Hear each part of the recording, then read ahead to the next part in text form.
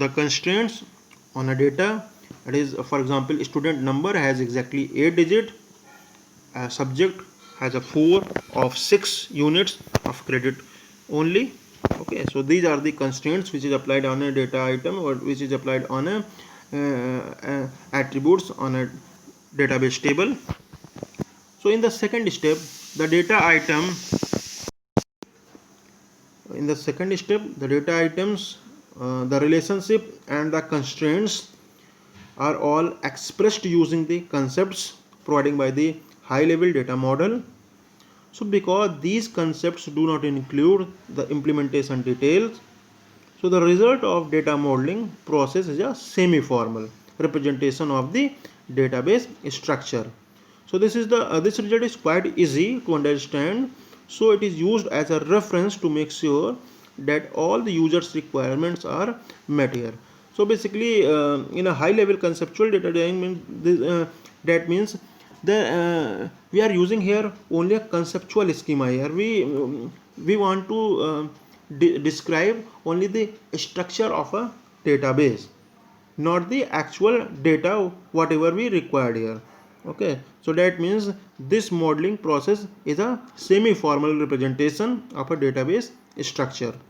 Okay, so for designing a vectorious database application, this conceptual modeling is playing a vital phases, a vital role. So the conceptual data modeling is a playing higher level. This will be present. Suppose any user want to design a database. So first he analyze and gathering the requirements. So first steps comes to design a database is the requirement collection and analysis, and after collection of the requirements and analyze on the required data, required collection, we comes on the actual conceptual design by a database requirement. So we can design a conceptual schema on the basis of database requirements of the end user. So at this time, when a conceptual schema is designed, another design is also applicable, known as a functional design. So on the basis of requirement collection and analysis, what functional requirements are needed here for the particular user to design a database. Okay, so functional requirements are analyzed, and after analyzing the functional requirement at a concurrent manner, a functional design must be designed with a conceptual design schema. Okay, so after designing conceptual design and functional design, we comes into the logical design. Okay, so conceptual design basically is a high level data model, and after conceptual designing we comes on the logical designing using data modeling, mapping, and functional designing.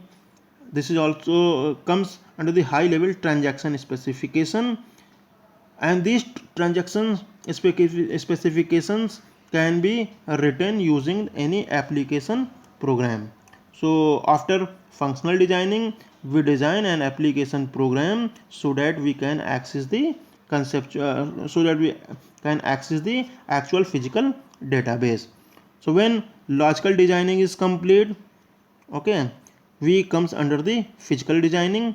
So at this time, we can enter the records on a data into actual database, which is created at the time of logical designing. That means the structure of a database has designed at the logical designing level, and after designing the logical design, after describing the structure of a database, we can insert or populate number of records in a physical label, so that at this moment we are in the position to populate the records in a database, and we can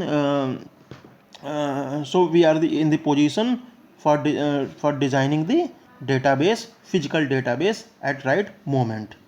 Okay, so now application program now can access the physical design database, actual physical database, using the transaction, any transaction written by the end users. And after executing the this internal after executing this application program on internal schema, a transaction implementation will give the result whatever the user wants. Okay, so basically this is the process by which we can access the database using the uh, interrelationship model. Okay, so now conceptual model provide a flexible data structuring capabilities.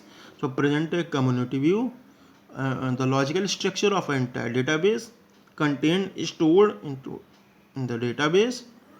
So relationship among data including constraints, semantic informations like as business rules, security and integrity information, and consider a database as a collection of entities of various kinds. These are the basis for the identification and the higher level description of main data objects. They avoid details are database independent regardless of the database you will be using. Okay, so I think